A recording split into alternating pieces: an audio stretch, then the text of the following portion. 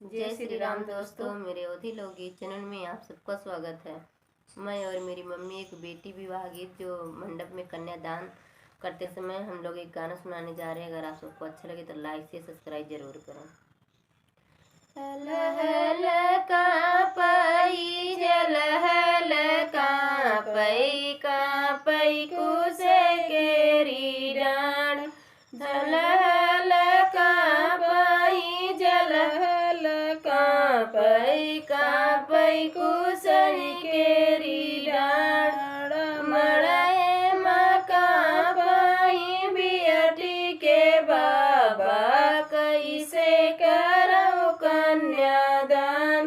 मड़े मकापई बियटी के बाबा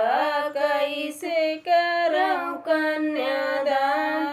जऊ कुछ नाने से बेड़ायऊ रे बाबा वही करऊ कन्यादान जऊ कुछ नाने से बेड़ायऊ रे बाबा वही करऊ कन्यादान लूटऊ ये बियटी लूटऊ आई धर्म कई जून बरसऊ ये बाबा बरसऊ जैसे निभद्र के बूंद लूटऊ ये नातिन लूटऊ आई धर्म कई जून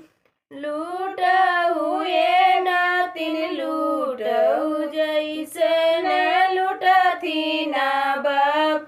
हल हल कापई जल हल कापई कुसे